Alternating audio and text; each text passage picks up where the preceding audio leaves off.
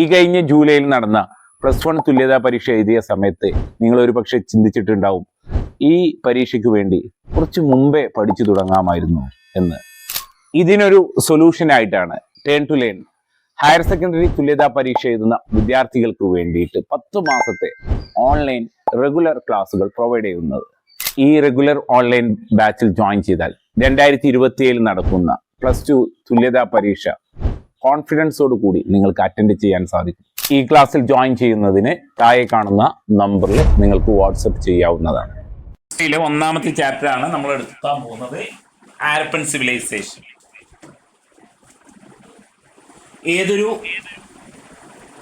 ഏതൊരു രാജ്യത്തിനും ഏതൊരു സമൂഹത്തിനും ഒരു പാരമ്പര്യമുണ്ടാവും.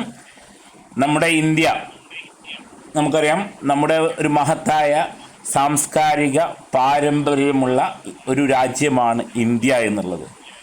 പക്ഷേ 19-ാം നൂറ്റാണ്ട് വരെ നമുക്ക് ഇത്തരത്തിലുള്ളൊരു സംസ്കാരം നമുക്ക് മുമ്പുണ്ടായിരുന്നു എന്നുള്ളൊരു അറിവ് നമുക്കില്ലായിരുന്നു. 19-ാം നൂറ്റാണ്ടിൻ്റെ പകുതിയോടെ ഇന്ത്യയിൽ റെയിൽവേ സംവിധാനം ആരംഭിച്ചതോടുകൂടി റെയിൽവേക്ക് വേണ്ടിയിട്ട് മണ്ണെടുക്കുന്നതിനിടയിലാണ് ഭൂമിക്കടിയിൽ നിന്ന് ഇത്തരത്തിലുള്ള മഹാസംസ്കാരത്തിൻ്റെ ശേഷിപ്പുകൾ കണ്ടെത്തിയിട്ടുള്ളത്. അപ്പോൾ ഇത് ഒരുപക്ഷെ അലക്സാണ്ടർ ചക്രവർത്തി, 3-ാം നൂറ്റാണ്ടിലെ അലക്സാണ്ടർ ചക്രവർത്തി ഇന്ത്യ ആക്രമിച്ച സമയത്ത് തകർന്നു പോയിട്ടുള്ള ഇന്ത്യൻ സംസ്കാരമായിരിക്കാം എന്നാണ് വിചാരിച്ചിരുന്നത്. പക്ഷേ അതിനേക്കാളും പഴക്കമുള്ള ഇതിനെക്കുറിച്ച് ഹിസ്റ്റോറിയൻസ്, അലക്സാണ്ടർ കണ്ണിങ്ഹാം പോലെയുള്ള ഹിസ്റ്റോറിയൻസ് ഇതിനെക്കുറിച്ച് കൂടുതൽ പരീക്ഷിച്ച സമയത്ത് അല്ലെങ്കിൽ നിരീക്ഷണം നടത്തിയ സമയത്ത്, കൂടുതൽ ഉത്ഖനനം, എക്സ്കവേഷനും മറ്റും നടത്തിയ സമയത്ത് മനസ്സിലായത് ഇന്ത്യക്ക് മഹത്തായ ഒരു സംസ്കാര പാരമ്പര്യമുണ്ടായിരുന്നു. അത് 3-ാം നൂറ്റാണ്ടിലെയല്ല, അതായത് BC 3000-ൽ, അതായത് നമ്മൾ ഇപ്പം നിൽക്കുന്നത് AD 2000-ലാണ്, 2027-ലാണ്. BC 3000 അഥവാ ഏകദേശം 5000 വർഷത്തിൻ്റെ പഴക്കമുള്ള, നമ്മൾ ഇന്ന് കണക്ക് കൂട്ടുമ്പോൾ ഏകദേശം 5000 കൊല്ലത്തെ പഴക്കമുള്ള ഒരു സംസ്കാരം അല്ലെങ്കിൽ ഒരു സമൂഹം, ഇൻഡസ് വാലി സിവിലൈസേഷൻ, സിന്ധു നദീതട സംസ്കാരം എന്നുള്ള ഒരു സംസ്കാരം നമുക്ക് മുമ്പിലുണ്ടായിരുന്നു. അവർ മൺമറഞ്ഞ് പോയവരാണ് എന്നുള്ളൊരു സത്യം നമ്മൾ മനസ്സിലാക്കിയത്. അപ്പോൾ ഇതിനെ ഈ ഹാരപ്പൻ സിവിലൈസേഷൻ എന്നാണ്, ഹാരപ്പൻ സംസ്കാരം എന്നാണ് നമ്മുടെ പാഠം. സിന്ധു നദീതട സംസ്കാരം, ഇൻഡസ് വാലി സിവിലൈസേഷൻ എന്നുള്ളതൊക്കെ നമ്മൾ ഇതിനെ വിളിക്കാറുണ്ട്. എന്തുകൊണ്ട് ഹാരപ്പൻ സിവിലൈസേഷൻ, സിന്ധു നദീതട സംസ്കാരത്തെ ഹാരപ്പൻ സിവിലൈസേഷൻ എന്ന് വിളിക്കാൻ കാരണം, ഈ സിന്ധു നദീതട സംസ്കാരത്തിൽ പല കേന്ദ്രങ്ങളിൽ നിന്നാണ് നമ്മൾ എന്ത് ചെയ്തിട്ടുള്ളത്, ഇതിൻ്റെ അവശിഷ്ടങ്ങൾ കണ്ടെത്തിയിട്ടുള്ളത്. അപ്പോൾ ഇതിൽ ആദ്യമായിട്ട് കണ്ടെത്തിയ പ്രദേശമാണ് ഹാരപ്പ എന്നുള്ള പ്രദേശത്താണ് ആദ്യമായിട്ട് ഇതിൻ്റെ അവശിഷ്ടങ്ങൾ അല്ലെങ്കിൽ ഇതിൻ്റെ ശേഷിപ്പുകൾ നമ്മൾ ആദ്യമായിട്ട് കണ്ടെത്തിയത്. അതുകൊണ്ടാണ് ഹാരപ്പൻ സിവിലൈസേഷൻ എന്ന് വിളിക്കുന്നത്. നിങ്ങളോട് ആരെങ്കിലും ചോദിച്ചാൽ എന്തുകൊണ്ട് ഇൻഡസ് വാലി സിവിലൈസേഷനെ, സിന്ധു നദീതട സംസ്കാരത്തെ ഹാരപ്പൻ സിവിലൈസേഷൻ എന്ന് വിളിക്കാൻ കാരണമെന്ന് ചോദിച്ചാൽ നിങ്ങൾ പറയണം എന്താണ്, അത് ആദ്യമായിട്ട് എക്സ്കവേറ്റ് ചെയ്ത അല്ലെങ്കിൽ ആദ്യമായിട്ട് കണ്ടെത്തിയ പ്രദേശം ഹാരപ്പയാണ്. ഹാരപ്പ മാപ്പിൽ കാണിച്ചു തരും, മാപ്പ് സ്റ്റഡീസ് ഉണ്ടാവും, മാപ്പ് കാണിച്ചു തരാം. അപ്പോൾ എന്തുകൊണ്ട് ഹാരപ്പൻ സിവിലൈസേഷൻ എന്ന് വിളിക്കാൻ കാരണം, ആദ്യമായിട്ട് നമ്മൾ എന്ത് ചെയ്തിട്ടുള്ളതാണ്, എക്സ്കവേറ്റ് ചെയ്ത പ്രദേശമാണ് ഹാരപ്പ എന്നുള്ളത്. അപ്പോൾ നമുക്ക് തുടങ്ങാം. ദെൻ ഇതാണ് നമ്മുടെ സൈറ്റുകൾ. ഓക്കെ, അതായത് ഹാരപ്പൻ സൈറ്റുകൾ, ഇത് നിങ്ങളുടെ ടെക്സ്റ്റ് ബുക്കിലുണ്ട്. ദെൻ മാപ്പ് സ്റ്റഡിയിൽ, അതായത് 4 മാർക്കിൻ്റെ മാപ്പ് ക്വസ്റ്റ്യനിൽ ഒരു പക്ഷേ ചോദിക്കാൻ സാധ്യതയുള്ളൊരു ചോദ്യമാണ് ഹാരപ്പൻ സിവിലൈസേഷൻ്റെ ഈ ഒരു പ്രദേശങ്ങൾ. നിങ്ങൾ നോക്കിയാൽ നോർത്ത് വെസ്റ്റ് ഇന്ത്യയിലാണ് ഹാരപ്പൻ സിവിലൈസേഷൻ. എന്തുകൊണ്ട് ഇവിടെ മാത്രം നിലനിന്ന്, ഇതിലൂടെ നമ്മുടെ ഇൻഡസ് നദി ഒഴുകിപ്പോകുന്നുണ്ട്. സിന്ധു നദി ഒഴുകിപ്പോകുന്ന സ്ഥലമാണ് നോർത്ത് വെസ്റ്റ്. ഈ നോർത്ത് വെസ്റ്റിൽ ആണ് ഈ നദിക്ക് അപ്പുറവും ഇപ്പുറവുമായിട്ട്, സിന്ധു നദിക്ക് 2 സൈഡിലായിട്ട് ഒരു സംസ്കാരം നമ്മുടെ ലോകത്ത് നിലനിന്നിരുന്നു എന്നാണ്. അപ്പോൾ ആധുനിക സമൂഹം നമ്മളിപ്പോൾ ജീവിക്കുന്നത് അറിയാമല്ലോ, പഴയകാല സമൂഹങ്ങളൊക്കെ പഴയകാല സംസ്കാരങ്ങളൊക്കെ ജീവിച്ചിരുന്നത് നദീതട സംസ്കാരങ്ങളായിരുന്നു. നമുക്കറിയാം, നമ്മൾ കഴിഞ്ഞ വർഷം പഠിച്ചു, മെസ്സപ്പൊട്ടോമിയൻ സംസ്കാരത്തെക്കുറിച്ച് പഠിച്ചു അല്ലേ. മെസ്സപ്പൊട്ടോമിയൻ സംസ്കാരത്തിൽ 2 നദികൾ ഉണ്ടായിരുന്നു അല്ലേ. ഏതൊക്കെയായിരുന്നു ആ 2 നദികൾ നമ്മൾ പഠിച്ചത്, ഓർമ്മയുണ്ടോ?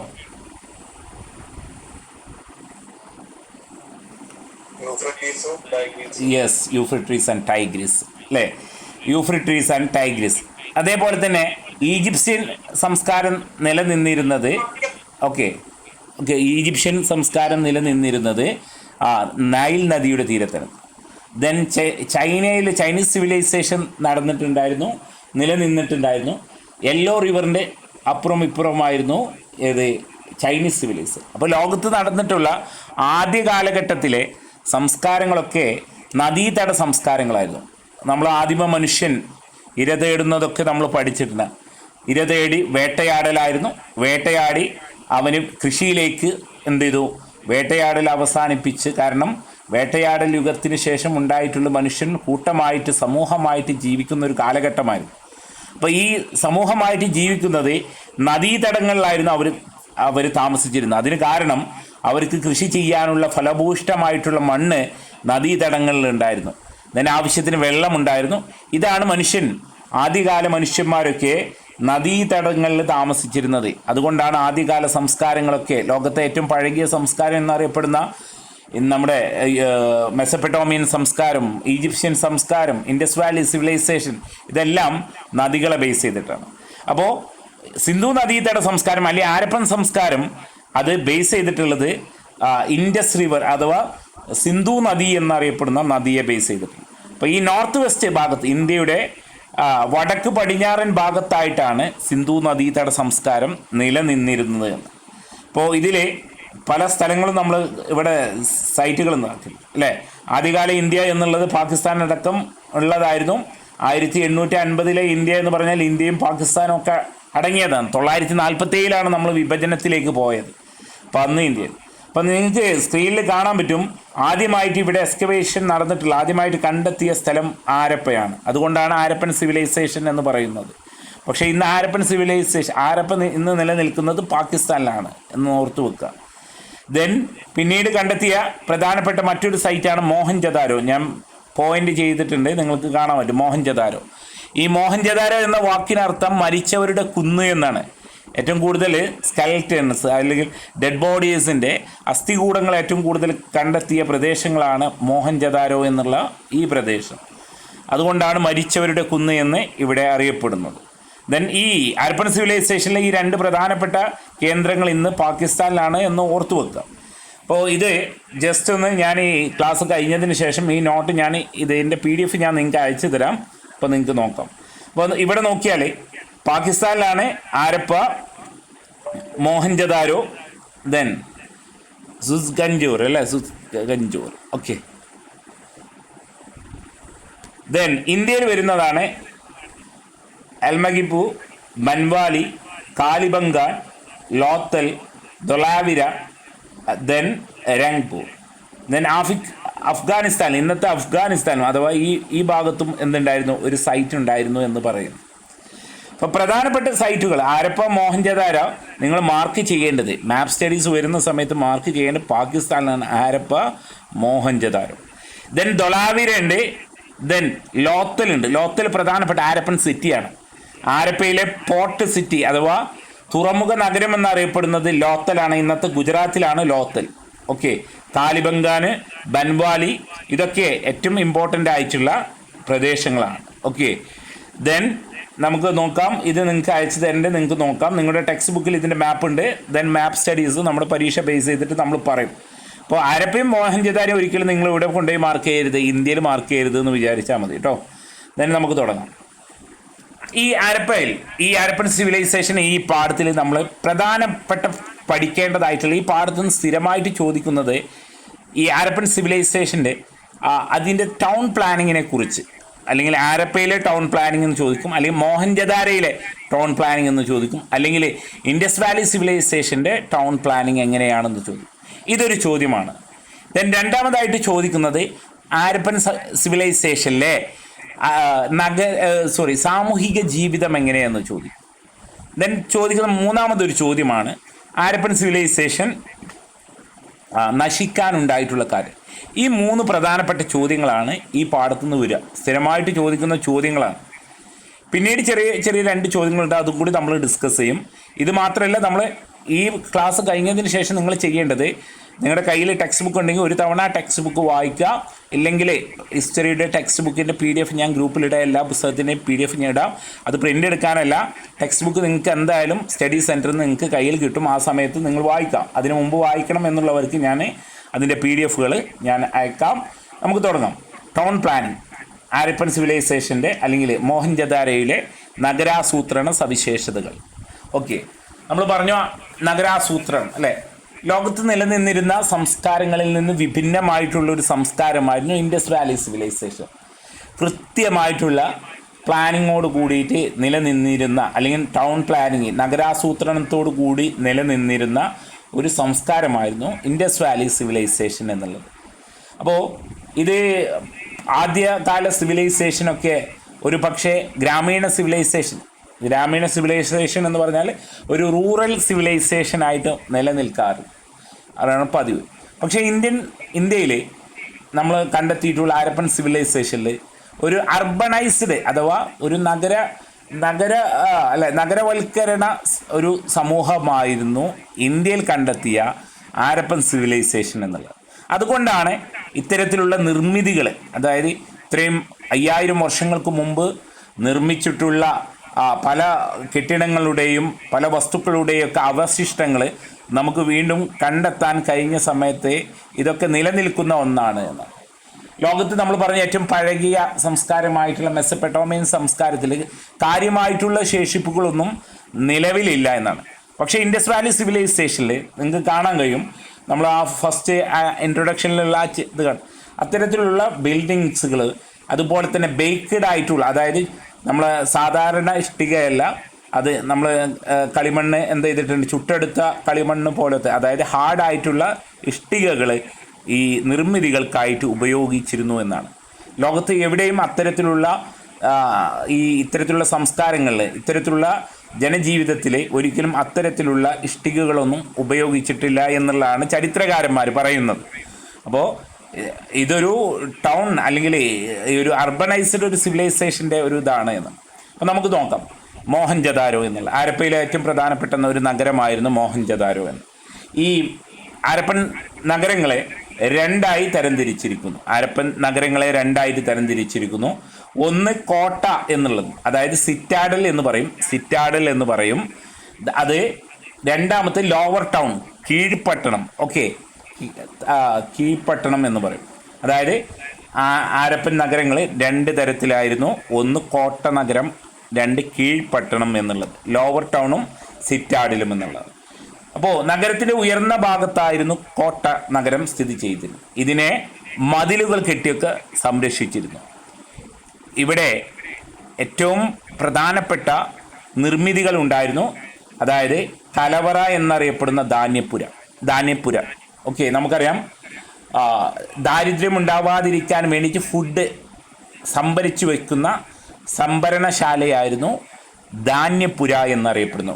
അത്തരത്തിലുള്ള ഒരു ധാന്യപ്പുരയുടെ ശേഷിപ്പ് മോഹൻജദാരോയിൽ നിന്ന് അല്ലെങ്കിൽ ഹാരപ്പൻ സിവിലൈസേഷനിൽ നിന്ന് നമ്മൾ കണ്ടെത്തിയിട്ടുണ്ട്. അത് ഈ നമ്മുടെ സിറ്റാഡിലാണ്, കോട്ട നഗരത്തിൽ നിന്നാണ്. അതേപോലെ തന്നെ വലിയ കുളിപ്പുര. ഓക്കെ, വലിയ കുളിപ്പുര ഉണ്ടായിരുന്നു.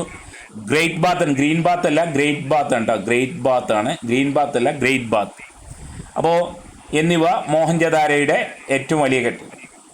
ദെൻ കീഴ്ഭാഗത്ത്, അതായത് ലോവർ ടൗണിലെ ഇഷ്ടിക കൊണ്ടും മേൽഭാഗം മരം കൊണ്ടും നിർമ്മിച്ചതാണ്. അപ്പോൾ വലിയ കുളിപ്പുര ഉണ്ടായിരുന്നു. ആ കുളിപ്പുര സൂചിപ്പിക്കുന്നത് എന്തായിരുന്നു? കുളിപ്പുര സൂചിപ്പിക്കുന്നത് ജനങ്ങൾക്കൊക്കെ ശുചിത്വ ബോധമുള്ളവരായിരുന്നു. മതാചാരാനുഷ്ഠാനങ്ങളുടെ ഭാഗമായിട്ട് ഇത്തരത്തിലുള്ള സ്നാനങ്ങൾ, കുളികളൊക്കെ നിർബന്ധമായിട്ടുള്ള കാര്യമായിരുന്നു എന്നുള്ളതാണ്. അപ്പോൾ ഈ വലിയ കുളം അവിടെ നിന്ന് കണ്ടെത്തിയിട്ടുണ്ട്. ദീർഘചതുരം എന്ന് പറഞ്ഞാൽ ഇങ്ങനെ അല്ലേ, ഇങ്ങനെയാണ് ദീർഘചതുരം ആകൃതിയിലായിരുന്നു. കുളത്തിൻ്റെ ഉൾഭാഗം ചുണ്ണാമ്പും കല്ലും ചാന്തും കൊണ്ട് ഉറപ്പിച്ചതാണ്. ഇതിനെ ചുറ്റും കുളിമുറികൾ അഥവാ കുളിപ്പുരകളായിട്ടുണ്ടായിരുന്നു. അവർക്ക് അല്ലെ വസ്ത്രങ്ങൾ മാറുന്നതിനും മറ്റും ഒക്കെ ഉണ്ടായിട്ടുള്ള കുളിപ്പുരകൾ നിർമ്മിച്ചിരുന്നു.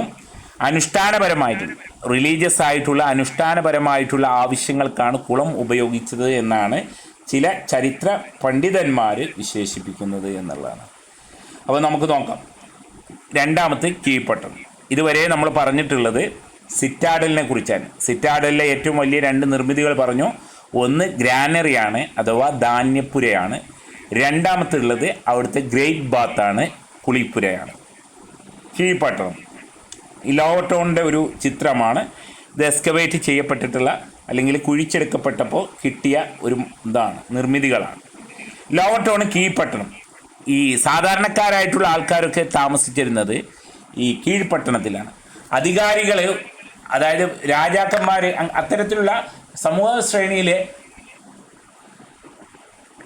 ഉന്നതരായിട്ടുള്ള ആൾക്കാരാണ്, സാമൂഹ്യ ശ്രേണിയിലെ ഉന്നതരായിട്ടുള്ള ആൾക്കാരാണ് ഈ കോട്ടയിൽ സിറ്റാഡലിൽ താമസിച്ചത്. സാധാരണക്കാരായിട്ടുള്ള ആൾക്കാർ താമസിച്ചിരുന്നത് കീഴ്പട്ടണത്തിലായിരുന്നു. അപ്പോൾ ഈ നഗരങ്ങളൊക്കെ ഈ മട്ടക്കോൺ ആകൃതിയിൽ, ഈ മട്ടക്കോൺ എന്ന് പറഞ്ഞാൽ നിങ്ങൾക്കറിയാം 90 ഡിഗ്രി. ഒരു മിനിറ്റ് കേട്ടോ, ഒരു സെക്കൻഡ്. ഓക്കെ, ഈ നഗരങ്ങളോ അല്ലെങ്കിൽ ഈ ഇത്തരത്തിലുള്ള ബിൽഡിങ്ങുകളും അതുപോലെ തന്നെ റോഡുകളൊക്കെ നിർമ്മിച്ചിട്ടുള്ളത് കൃത്യമായിട്ടുള്ള ഒരു അളവോട് കൂടിയിട്ടാണ്. നിങ്ങൾക്ക് നോക്കിയാൽ അറിയാം, ഈ ഒരു 90 ഡിഗ്രി ചെരിവോട് കൂടിയിട്ടാണ് ഒക്കെ ഉണ്ടായിട്ടുള്ളത്. പാതകളുടെയും ഇതൊരു വഴിയാണ്. ഇതിൻ്റെ 2 സൈഡിലും വീടുകളൊക്കെ ഉണ്ടാവും. വീടുകളായിട്ടാണ് ഉണ്ടായിട്ടുള്ളത്. വീടുകൾക്ക് നടുമുറ്റം ഉണ്ടായിട്ടുണ്ട്. അതിന് ചുറ്റും മുറികൾ ഉണ്ടായിരുന്നു. എല്ലാ വീടുകൾക്കും കുളിമുറികൾ, ബാത്റൂമുകളും ഉണ്ടായിരുന്നു. ദെൻ 1 നില വീടുകളും ഉണ്ടായിരുന്നു, 2 നില വീടുകളും ഉണ്ടായിരുന്നു എന്നുള്ളത്. അപ്പോൾ ഈ റോഡും പാതകളൊക്കെ കൃത്യമായിട്ടുള്ള ആസൂത്രണം ചെയ്തിട്ടാണ്, കൃത്യമായിട്ടുള്ള പ്ലാനിങ്ങോട് ഉണ്ടാക്കിയിട്ടുള്ളത്.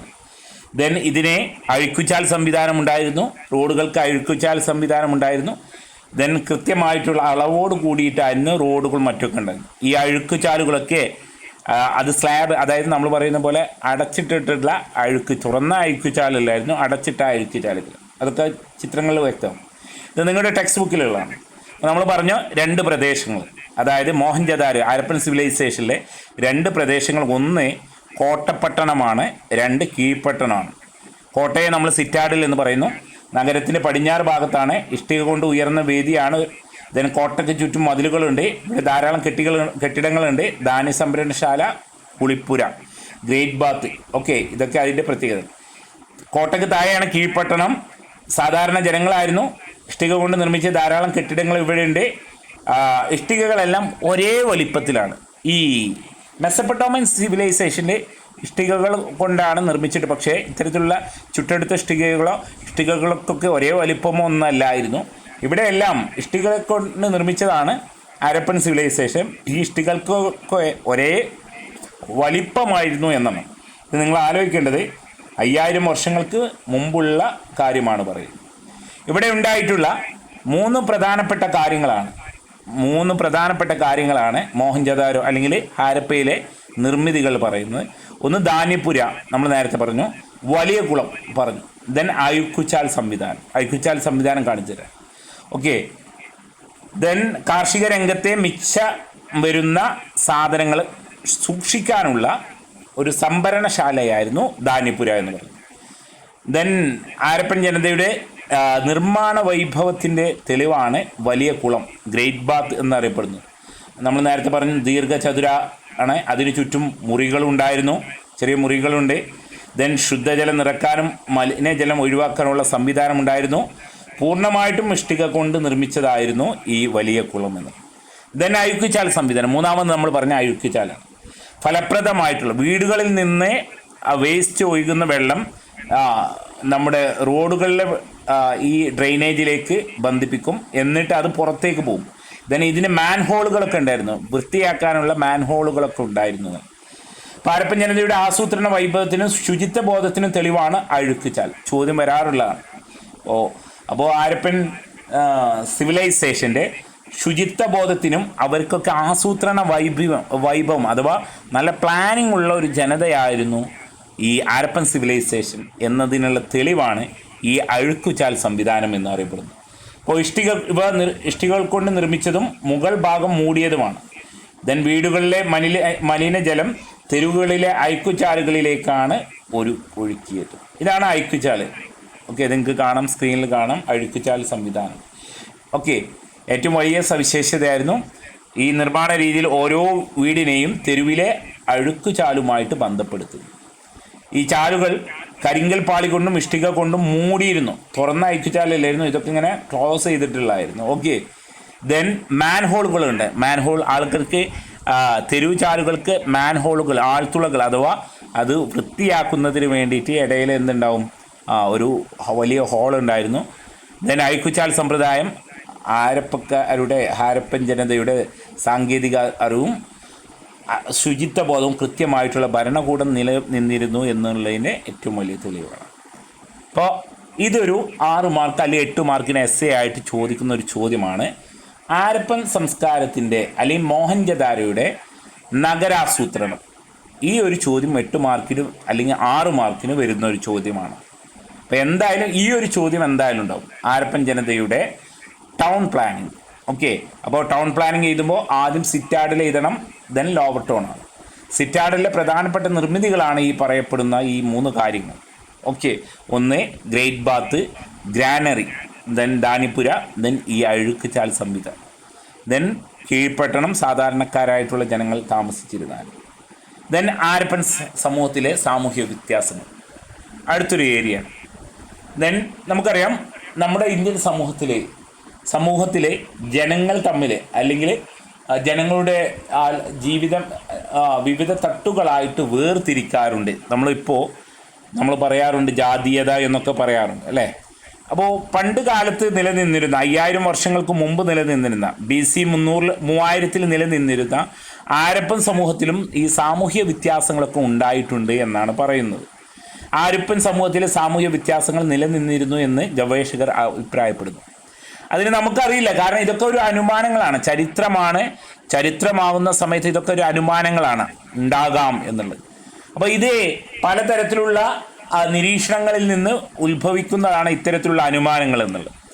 then എങ്ങനെയാണ് ഹാരപ്പൻ സമൂഹത്തിലെ സാമൂഹ്യ വ്യത്യാസങ്ങൾ ഉണ്ടായിരുന്നു എന്ന് കണ്ടെത്തിയത്, ചരിത്രകാരന്മാർ കണ്ടെത്തിയത് എങ്ങനെയെന്ന് ചോദിച്ചാൽ, ഒന്ന് ഹാരപ്പൻ ജനതയുടെ ശവസംസ്കാര രീതികൾ, കുഴിമാടങ്ങൾ, ഈ കുഴിമാടങ്ങളിൽ നിന്ന് കിട്ടിയിട്ടുള്ള വസ്തുക്കൾ, അതായത് ഹാരപ്പയിലെ ശവക്കുഴികൾ വ്യത്യാസമുള്ളതായിരുന്നു, ഓരോന്നും വ്യത്യസ്തതപ്പെട്ടതായിരുന്നു. അതായത് ഇഷ്ടികകൾ കൊണ്ട് ഉപയോഗിച്ച കുഴികൾ സമ്പന്നരുടേതാണെന്ന് കരുതപ്പെടുന്നു. ഈ ചില കുഴികളിൽ നിന്ന് മുത്തുകളും പവിഴങ്ങളും ആഭരണങ്ങളും എന്നൊക്കെ പറയുന്നത് പോലെ ചില കുഴികളിൽ നിന്ന് ആഭരണങ്ങളും പാത്രങ്ങൾ, ചിപ്പികൾ എന്നിവ കണ്ടെത്തും. ഇതൊക്കെ സാമ്പത്തികമായിട്ടും ഉയർന്ന വിഭാഗം. നമുക്കറിയാം ഇന്ത്യൻ സംസ്കാരത്തിലെ പല കാലഘട്ടത്തിലും ഇത്തരത്തിലുള്ള എക്സ്കവേഷൻസ് ഒക്കെ നടന്ന് ഈ പാലിയോളിത്തിക്കായിട്ട് നിയോളിത്തിക്, മെസോളിത്തിക്കും ദെൻ മഹാശിലാ കാലഘട്ടത്തിലൊക്കെ കണ്ടെടുത്തിട്ടുള്ള, നമ്മുടെ നാടുകളിലൊക്കെ കണ്ടെത്തിയിട്ടുള്ള നന്നങ്ങാടികൾ, കുടക്കല്ല് എന്നൊക്കെ പറഞ്ഞിട്ടുള്ളത്. അപ്പം ഇതിലൊക്കെ ഈ ശവക്കല്ലറയിലൊക്കെ ഇത്തരത്തിലുള്ള മൺകുടങ്ങളെ, അതുപോലെ തന്നെ അവരെന്താണോ ജീവിതകാലത്ത് ഉപയോഗിച്ചിരുന്നത് അത് മരിക്കുന്ന സമയത്ത്, അവരെ അടക്കം ചെയ്യുന്ന സമയത്ത് അവരുടെ കുഴിയിൽ നിക്ഷേപിക്കാറുണ്ട്. കാരണം മരണാനന്തരം അവർക്കൊരു ജീവിതമുണ്ടെന്നും അപ്പോൾ അവരുപയോഗിച്ച പണിയായുധങ്ങളൊക്കെ അവർക്ക് വേണം എന്നുള്ള ഒരു കൺസെപ്റ്റിൽ നിന്ന് ഇത്തരത്തിലുള്ള ഈ മരിച്ചതിന് ശേഷം അവരുടെ അടക്കം ചെയ്യുന്ന സമയത്ത് ഇങ്ങനെയൊക്കെ എന്ത് ചെയ്യാറുണ്ട്. അപ്പം ഹാരപ്പൻ സംസ്കാരത്തിലും ഇത്തരത്തിലുള്ള രീതികൾ കണ്ടിരുന്നു. അതായത് ഹാരപ്പയിലെ ഈ ശവക്കുഴികളൊക്കെ വ്യത്യസ്തമായിരുന്നു. ഇഷ്ടികൾ കൊണ്ട് ഉപയോഗിച്ച കുഴികൾ സമ്പന്നരുടേതാണെന്ന് കരുതപ്പെടുന്നു. ചില കുഴികളിൽ നിന്ന് പാത്രങ്ങൾ, ചിപ്പികൾ എന്നിവ കണ്ടെടുത്തിട്ടുണ്ട്. ഇവ സാമ്പത്തികമായിട്ട് ഉയർന്ന വിഭാഗത്തിൻ്റേതാണെന്ന് അനുമാനിക്കപ്പെടുന്നു. ആഡംബര വസ്തുക്കൾ, ചില പ്രദേശങ്ങൾ, നമ്മൾ പറയുന്ന ഈ സിറ്റാഡൽ പോലെയുള്ള നഗരപ്രദേശങ്ങളിൽ നിന്ന് പല ആഡംബര വസ്തുക്കളും കിട്ടിയിട്ടുണ്ട്. അപ്പോൾ നഗരത്തിൽ ആ നഗരഭാഗത്ത് ജീവിച്ചിരുന്ന ആൾക്കാരൊക്കെ സമ്പന്നരും അധികാര ശ്രേണിയിലെ ഉന്നതരായിട്ടുള്ള ആൾക്കാരാണ് എന്നുള്ളത്. അപ്പോൾ നമുക്ക് നോക്കാം. ആരപ്പയിലെ പ്രാദേശികമായി കിട്ടാത്ത പദാർത്ഥങ്ങൾ ഉപയോഗിച്ച് നിർമ്മിച്ച സാധനങ്ങളൊക്കെ ഇത്തരത്തിൽ, അതായത് ആരപ്പയിൽ നിന്ന് കിട്ടാത്ത സാധനങ്ങളൊക്കെ, പുറമെ രാജ്യങ്ങളിൽ നിന്ന് ഇറക്കുമതി ചെയ്യുന്ന സാധനങ്ങളൊക്കെ ആരപ്പയിൽ നിന്ന് തന്നെ കിട്ടിയിട്ടുണ്ട് എന്നുള്ളതാണ്. അപ്പോൾ അതിനെ ഓക്കെ അവർ ആഡംബര വസ്തുക്കളായി കണക്കപ്പെടുന്നത്, അതായത് നമുക്ക് ഈ മുത്തുകൾ, ലോഹങ്ങൾ, ഓക്കെ ലോഹങ്ങളൊന്നും അവിടെ നിന്ന് കിട്ടാത്ത സാധനങ്ങളാണ്. അതൊക്കെ പുറം പ്രദേശങ്ങളിൽ നിന്ന് കൊണ്ടുവന്നതായിരിക്കാം, അത് ഉപയോഗിച്ചിട്ടുണ്ടാക്കിയിട്ടുള്ള ആഭരണങ്ങൾ. അപ്പോൾ അത്തരം പ്രദേശങ്ങളൊക്കെ സമ്പന്ന വിഭാഗക്കാരുടേതാണെന്ന്, അതായത് ഇത്തരത്തിലുള്ള ആഡംബര വസ്തുക്കൾ കിട്ടിയതൊക്കെ ആ പ്രദേശം സമ്പന്ന വിഭാഗക്കാരുടേതാണെന്ന് അനുമാനിക്കുന്നു. ഹാരപ്പയിൽ നിന്നും മോഹൻജദാരിൽ നിന്നും നമ്മൾ നഗരങ്ങളായിട്ടുള്ള, അതായത് ഹാരപ്പൻ സിവിലൈസേഷനിലെ നഗരങ്ങളായിട്ടുള്ള, ടൗൺസ് ആയിട്ടുള്ള, സിറ്റികളായിട്ടുള്ള ആരപ്പയിലും മോഹൻജദാരയിൽ നിന്നും ഇത്തരത്തിലുള്ള ആഡംബര വസ്തുക്കൾ, നമ്മൾ പറഞ്ഞ സിറ്റാഡൽ ആ ഭാഗങ്ങളിൽ, കോട്ടപ്രദേശങ്ങളിൽ ഇത്തരത്തിലുള്ള ആഭരണങ്ങളും ഇത്തരത്തിലുള്ള വസ്തുക്കളൊക്കെ ലഭ്യമായിട്ടുണ്ട് എന്നാണ് പറയുന്നത്, ചരിത്രകാരന്മാർ പറയുന്നത്. ദെൻ ആരപ്പയിൽ മൂന്നാമതായിട്ട്, അതായത് ആരപ്പയിൽ സാമൂഹ്യ വ്യത്യാസങ്ങൾ ഉണ്ടായിരുന്നു എന്നുള്ളതിൻ്റെ തെളിവാണ് ഒന്ന് ശവസംസ്കാര രീതി, രണ്ട് ആഡംബര വസ്തുക്കൾ, മൂന്നാമത്തത് വിവിധ തരത്തിലുള്ള വീടുകൾ. ആരപ്പയിലെ ഒറ്റ മുറി വീടുകൾ തൊട്ട് ബഹുമുറികൾ, നമ്മൾ ഇന്ന് പറയുന്നത് 3 ബെഡ്റൂം 4 ബെഡ്റൂം എന്നൊക്കെ പറയുന്നത് പോലെ ബഹുമുറികളുള്ള മാളിക വീടുകളുടെ അവശിഷ്ടങ്ങൾ വരെ കണ്ടെത്തിയിട്ടുണ്ട്. അപ്പോൾ അവിടെ സമൂഹത്തിൽ താഴെ തട്ടിലുള്ള ആൾക്കാരും ഉണ്ടായിരുന്നു, ഉയർന്ന തട്ടിലുള്ള ആൾക്കാരും ഉണ്ടായിരുന്നു എന്നുള്ള ഒരു അനുമാനം ഇതിൽ നിന്നും ലഭിക്കാം. 3 കാര്യങ്ങൾ: ഒന്ന്, അവരെ ശവസംസ്കാരത്തിൻ്റെ രീതി, ആഡംബര വസ്തുക്കൾ ഉപയോഗിച്ചത്, ദെൻ വിവിധ തരത്തിലുള്ള വീടുകൾ. ഈ 3 കാര്യത്തിൽ നിന്ന് മനസ്സിലാക്കാം ആരപ്പൻ സമൂഹത്തിലെ സാമൂഹ്യ വ്യത്യാസങ്ങൾ നിലനിന്നിരുന്നു എന്ന് അനുമാനിക്കാം. അതായത് ബഹുമുറികളുള്ള മാളിക വീടുകളുടെ അവശിഷ്ടങ്ങൾ. ഇത് ആരപ്പൻ സമൂഹത്തിലെ സാമ്പത്തിക അസമത്വത്തിൻ്റെ തെളിവുകളായിരുന്നു. അതായത് ദരിദ്രരായിട്ടുള്ള ആൾക്കാരുണ്ടായിരുന്നു, സമ്പന്നരായിട്ടുള്ള ആൾക്കാരും ഉണ്ടായിരുന്നു എന്നുള്ളത്. ദെൻ ഇനി അടുത്ത ആരപ്പൻ മുദ്രകൾ. അടുത്ത ഒരു ചെറിയൊരു ടോപ്പിക്കാണ് ആരപ്പൻ മുദ്രകൾ. അതായത് ആരപ്പയിൽ നിന്ന് പലതരത്തിലുള്ള സീലുകൾ, അതായത് ഇത്തരത്തിലുള്ള നിർമ്മിതികളൊക്കെ എന്ത് ചെയ്തിട്ടുണ്ട്, കണ്ടെത്തിയിട്ടുണ്ട് എന്നുള്ളതാണ്. ഇതിന് ആരപ്പൻ സീലുകൾ എന്നാണ് പറയപ്പെടുന്നത്. 2000-ൽ പരം മുദ്രകൾ പല നഗരങ്ങളിൽ നിന്നായി, പല കേന്ദ്രങ്ങളിൽ നിന്നായി കണ്ടെടുത്തിട്ടുണ്ട്. അതിൻ്റെ ആകൃതിയിലും വലിപ്പത്തിലും വ്യത്യസ്തത ഉണ്ടായിരുന്നു. മുദ്രകൾക്ക് വ്യത്യസ്തമായിട്ടുള്ള ഉദ്ദേശങ്ങളായിരുന്നു. ഇവയൊക്കെ ആരപ്പക്കാരുടെ കലാസൃഷ്ടിയായിട്ട് പരിഗണിക്കപ്പെടുന്നു എന്നാണ്. ദെൻ ആരപ്പൻ ലിപി. ആരപ്പൻ ലിപി എന്ന് പറഞ്ഞാൽ ഏതൊരു സമൂഹത്തിനും നമ്മൾ പറയുന്നുണ്ട് ക്യൂണിഫോം ലിപി, മെസപ്പൊട്ടോമിയൻ സംസ്കാരത്തിൻ്റെ ലിപിയാണ് ക്യൂണിഫോം എന്ന് പറയാറുണ്ട്. ദെൻ ആരപ്പൻ ലിപിയാണ് പറയുന്നത്, ആരപ്പൻ സംസ്കാരത്തിൻ്റെ ലിപി.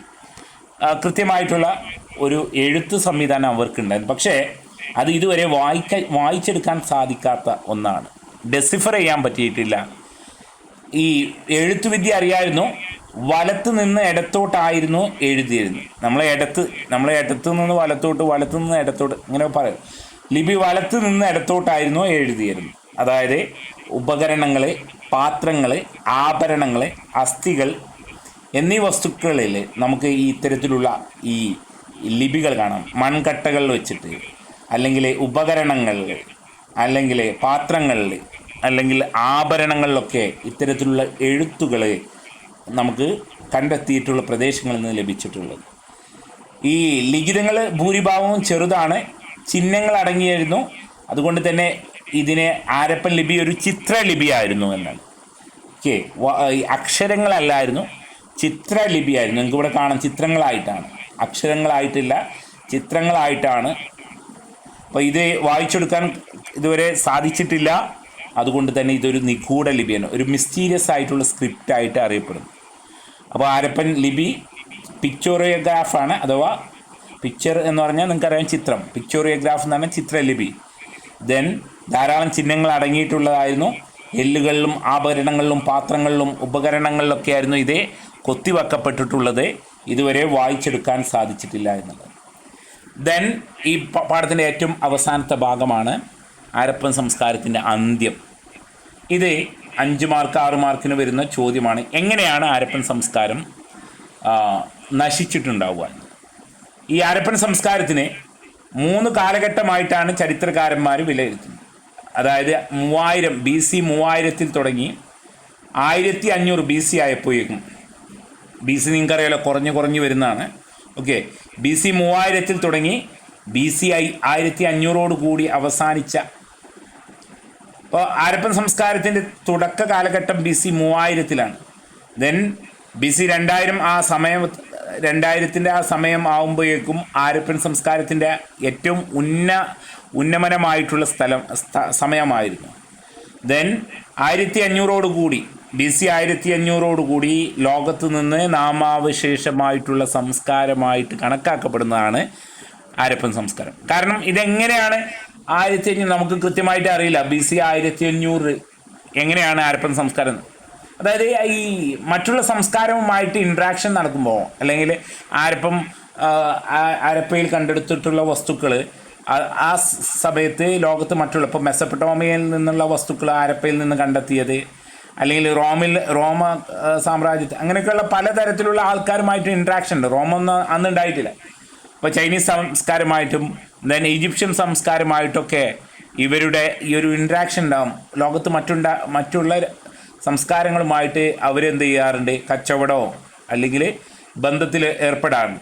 അപ്പോൾ അവരിൽ നിന്ന് അവരുടെ സാധനങ്ങളൊക്കെ ഇവിടെ കിട്ടും. ഇവിടെ ഹാരപ്പക്കാർ ഉപയോഗിച്ചിരുന്ന സാധനങ്ങൾ അവിടെയും കണ്ടെത്തുന്ന ആ കാലഘട്ടം നമ്മൾ അനുമാനിക്കും ഇത്രയും കാലഘട്ടം ഇവർ ജീവിച്ചിട്ടുണ്ട് എന്നുള്ള. പിന്നെ പരീക്ഷണങ്ങളോടാണ് ഇത് കണ്ടെത്തുന്നത്. അപ്പോൾ ഹാരപ്പൻ സംസ്കാരം അവരുടെ അന്ത്യത്തിന് കാരണമായിട്ടുള്ള പല കാരണങ്ങൾ, ഒരൊറ്റ കാരണമായിട്ട് പറയുന്നില്ല, പല കാരണങ്ങളായിട്ട് ചരിത്രകാരന്മാർ അനുമാനിക്കുന്നത് ഒന്ന് കാലാവസ്ഥയിൽ വന്ന മാറ്റമായിരിക്കാം എന്നുള്ളത്. അതായത് മഴയുടെ ലഭ്യത കുറവോ അല്ലെങ്കിൽ മണ്ണിൻ്റെ ഫലഭൂഷ്ടി കുറവ് എന്നിവയൊക്കെ കൃഷിയെയും അവരുടെ കന്നുകാലി സമ്പത്തിനെയും പ്രതികൂലമായിട്ട് ബാധിച്ചു. അങ്ങനെ ആ സംസ്കാരം നശിച്ചതാവാം. അല്ലെങ്കിൽ വനനശീകരണം കൊണ്ട് വരൾച്ചയ്ക്കും വെള്ളപ്പൊക്കത്തിനും കാരണമായി, അല്ലെങ്കിൽ ഭൂകമ്പങ്ങൾ ഉണ്ടായതാവാം, അല്ലെങ്കിൽ ക്ഷാമങ്ങളാവാം, പകർച്ചവ്യാധികളാവാം. അത് ഹാരപ്പക്കാരുടെ ജീവനും സമ്പത്തിനും വലിയ നാശനഷ്ടം വരുത്തിയെന്ന് അനുമാനിക്കാം. ദെൻ പുറമേ നിന്നുള്ള ആൾക്കാരുടെ ആക്രമണം, ആര്യന്മാരായിട്ടുള്ള ആൾക്കാർ അല്ലേ, ഇത് മൊമാറ്റിമ വീലറാണ് ചരിത്രകാരനായിട്ടുള്ള ഇദ്ദേഹമാണ് അഭിപ്രായപ്പെടുന്നത്. ആര്യന്മാരുടെ യുദ്ധത്തിലൂടെ ഇവർക്ക് നാശം സംഭവിച്ചതാവാം എന്നുള്ളത്. അല്ലെങ്കിൽ പാരിസ്ഥിതികമായിട്ട് ഏറ്റവും കൂടുതലായിട്ട് അനുമാനം എന്നുള്ളത് പാരിസ്ഥിതികമായിട്ടുള്ള പ്രശ്നങ്ങളായിരിക്കും. ഈ തന്നിട്ടുള്ള 5-ൽ 4 പോയിന്റും പാരിസ്ഥിതികമായിട്ടുള്ള പ്രശ്നങ്ങൾ കൊണ്ട് ഹാരപ്പൻ സിവിലൈസേഷൻ നശിച്ചതാകാം എന്നുള്ളതാണ് ചരിത്രകാരന്മാരുടെ അനുമാനം എന്നുള്ളത്. നമ്മൾ നേരത്തെ പറഞ്ഞു, ഇത് ലാസ്റ്റാണ്, കഴിഞ്ഞു, ഇതോടുകൂടി കഴിഞ്ഞു. അപ്പോൾ നമുക്ക് നോക്കാം. ഈ ചരിത്രം ആഖ്യാനം ചെയ്യുന്ന സമയത്ത് നമുക്കറിയാം, തൊട്ടു മുമ്പ് ഒരു 100, 200, 300 വർഷങ്ങളൊക്കെ ഉള്ള ചരിത്രങ്ങൾ നമുക്ക് തൊട്ടടുത്തുള്ള ചരിത്രങ്ങളായിട്ട് നമ്മൾ വളരെ അടുത്തുള്ള ചരിത്രങ്ങൾക്ക് നമുക്ക് തെറ്റുപറ്റാതെ അനുമാനങ്ങളും അല്ലെങ്കിൽ അതിൽ നിന്നൊക്കെ നമുക്ക് രേഖപ്പെടുത്താൻ സാധിക്കുമെന്നുള്ളതാണ്. പക്ഷേ 5000 വർഷങ്ങൾക്ക് മുമ്പുള്ള ചരിത്രം രേഖപ്പെടുത്തുന്ന സമയത്ത് ബന്ധപ്പെട്ട പ്രശ്നങ്ങളൊക്കെ ഉണ്ട് അല്ലേ. ഹാരപ്പൻ സംസ്കാരത്തിൻ്റെ വ്യാഖ്യാനവുമായിട്ട് ബന്ധപ്പെട്ടിട്ടുള്ള പ്രശ്നങ്ങളുണ്ട്. അപ്പോൾ ഹാരപ്പയിൽ നിന്ന് കണ്ടെടുത്തപ്പെട്ട ചില വസ്തുക്കൾ പുരാവസ്തു ഗവേഷകർ ഇതിന് മതപരമായിട്ടുള്ള പ്രാധാന്യം കൽപ്പിച്ചു എന്നുള്ളത്. അതായത് ഈ മാതൃദേവത, അതായത് ഹാരപ്പൻ സിവിലൈസേഷൻ ഒരു കൃത്യമായിട്ടുള്ള മതമില്ലാത്ത സംസ്കാരമാണ് എന്നാണ് പൊതുവിൽ അറിയപ്പെടുന്നത്. ഒരു ഹിന്ദുമതം അങ്ങനെയുള്ള ഒരു മതമൊന്നുമില്ല, മതത്തിനൊരു അടിസ്ഥാനമില്ല. പക്ഷേ ചില ചരിത്രകാരന്മാർ അവകാശപ്പെടുന്നത് ഇതിൽ എന്തുണ്ട്, ആഭരണങ്ങളും ഈ ശിരോവസ്ത്രം ധരിച്ച കളിമൺ പ്രതിമകളും ഇതൊക്കെ മതവുമായിട്ട് ബന്ധപ്പെട്ടിരുന്നതാണ്. അതാണ് ഇത് അല്ലേ. ഇത് ഒരു ദേവതയായിട്ടും ഇതൊരു പുരോഹിതനൊക്കെ ആയിട്ട്, ഇതൊരു ദേവതയായിട്ടും ഇതൊരു പുരോഹിതനൊക്കെ ആയിട്ടും ഇതിനെ ചിത്രീകരിക്കാറുണ്ട് എന്നാണ് പറയപ്പെടുന്നത്. ഞാൻ പുരുഷ പ്രതിമ, അതായത് പുരോഹിത രാജാവുമായിട്ട് ബന്ധപ്പെടുന്നു. ഇതിന് നമ്മൾ നേരത്തെ കാണിച്ച ഈ ഒരു പ്രതിമ, ഇദ്ദേഹം ഒരുപക്ഷെ രാജാവാകാം, ഇദ്ദേഹം ഒരു പുരോഹിതനാവാം. അപ്പോൾ മതപരമായിട്ട് ബന്ധപ്പെടുത്തിയിട്ടായിരുന്നു ഇതിനെ ആഖ്യാനിക്കാറുണ്ട് എന്നുള്ളത്. ദെൻ വീണ്ടും പറയുന്നു, കെട്ടിടങ്ങൾ, വലിയ കുളിപ്പുരകൾ. നമ്മൾ പറഞ്ഞു ആ കുളിപ്പുരകൾ പറയുന്ന സമയത്ത് നമ്മൾ പറഞ്ഞു ശുചിത്വബോധം പറയുന്നതിൻ്റെ ഒപ്പം തന്നെ ഹാരപ്പൻ സിവിലൈസേഷൻ മതാനുഷ്ഠാനത്ത് റിലീജിയസ് ആയിട്ടുള്ള റിച്വൽസിന് വേണ്ടിയിട്ടായിരിക്കാം, റിലീജിയസ് ആയിട്ടുള്ള അനുഷ്ഠാനങ്ങൾക്ക് വേണ്ടിയിട്ടായിരിക്കാം കുളിപ്പുരകൾ നിർമ്മിച്ചത് എന്നുള്ളത് നമ്മൾ അനുമാനിക്കാറ്. അപ്പോൾ ഇതൊക്കെ മതവുമായിട്ട് ബന്ധപ്പെടുത്താറുണ്ട്. ഇതൊന്നും നമുക്ക് യഥാർത്ഥത്തിലുള്ള തെളിവായിട്ട് പറയപ്പെടാറില്ല. പക്ഷേ ഓക്കെ, കെട്ടിടങ്ങൾ, വലിയ കുളിപ്പുര, ബലിപീഠങ്ങൾ എന്നിവ ഈ മുദ്രകളിൽ കാണുന്ന യോഗിയുടെ രൂപത്തെ ആദിമ ശിവനായിട്ടും വ്യാഖ്യാനിക്കാറുണ്ട്. നമ്മൾ ഈ സീലുകൾ കണ്ടു അല്ലേ, ഇതിൽ ഒരു സീലിൽ ഇതിൽ കാണുന്നില്ല ഒരു ഓക്കെ ഇവിടെ ഇത്തരത്തിലുള്ള ഒരു രൂപം, അതായത് കൈകാലുകളുള്ള ഒരു രൂപം കാണുന്നുണ്ട്. ആ രൂപം ഈ ശിവനായിട്ട് അല്ലെങ്കിൽ ആദിമ ശിവനായിട്ട് വ്യാഖ്യാനിക്കുന്ന, ഈ രൂപത്തിന് ചുറ്റും കാണപ്പെടുന്ന മൃഗങ്ങളൊക്കെ പശുപതി മഹാദേവനായിട്ട് സങ്കല്പിക്കുന്നു. ചില ആൾക്കാർ ഇതൊക്കെ ഈ പശുപതികളായിട്ട് ഒക്കെ ഇത് ശിവനായിട്ടും ഇത് പശുപതിയായിട്ടൊക്കെ ആഖ്യാനിക്കാറുണ്ട് എന്നുള്ളത്. അപ്പോൾ ഇത്രയേ ഉള്ളൂ ഈ പാഠം. ഈ പാഠം ഇത്രയേ ഉള്ളൂ. നമുക്ക് എന്ത് ചെയ്യാം, ഇവിടെ വൈൻഡപ്പ് ചെയ്യാം. അപ്പം ഞാൻ പറയുന്നത് ഒരു തവണ നിങ്ങൾ എന്ത് ചെയ്യാം, ഞാൻ ഇതിൻ്റെ സ്ക്രീൻഷോട്ട് ഇതിൻ്റെ PDF നിങ്ങളുടെ ലിറ്ററസി മിഷൻ്റെ ഹിസ്റ്ററിയുടെ PDF ഞാൻ അയച്ചു തരാം. നിങ്ങളുടെ കയ്യിലില്ലാത്തവർക്ക് അത് വായിക്കാം. ഒന്നാമത്തെ പാഠം വളരെ ഒരു ചരിത്രം വായിക്കുന്ന രീതിയിൽ നിങ്ങൾ എന്ത് ചെയ്യാം, ഒന്നാമത്തെ ചാപ്റ്റർ ഒന്ന് വായിക്കുക. ദെൻ നമ്മുടെ നോട്ട് ഷെയർ ചെയ്യാം. രാവിലെ ഷെയർ ചെയ്യുള്ളൂ നോട്ട്. കാരണം നോട്ട് വായിക്കുന്നതിന് മുമ്പായിട്ട് ഒരു തവണ നിങ്ങളുടെ ടെക്സ്റ്റ് ബുക്ക് വായിക്കുക, എന്നിട്ട് നോട്ട് വായിച്ചാൽ മതി. ദെൻ ഞാൻ സോഷ്യോളജിയുടെ പ്രിൻ്റ് ഞാൻ അയച്ചിട്ടുണ്ടായിരുന്നു. സോഷ്യോളജി, പൊളിറ്റിക്കൽ സയൻസ് നിർബന്ധമായിട്ടും പ്രിൻ്റ് എടുക്കുക. ഹിസ്റ്ററി എടുത്തിട്ടില്ലെങ്കിലും സോഷ്യോളജിയും അതുപോലെ തന്നെ പൊളിറ്റിക്കൽ സയൻസ് എടുക്കുക. ഓക്കെ, അപ്പോൾ നമ്മൾ വൈൻഡപ്പ് ചെയ്യാണ്. എന്തെങ്കിലും ചോദിക്കുകയാണെങ്കിൽ ചോദിക്കുക, അല്ലെങ്കിൽ ലെഫ്റ്റ് അടിക്കുക, ഗ്രൂപ്പിൽ പ്രസൻറ്റ് പറയാം. ഓക്കെ, നാളെ എക്കണോമിക്സിൻ്റെ ക്ലാസ് ഉണ്ടായിരിക്കും, നാളെ വൈകിട്ട്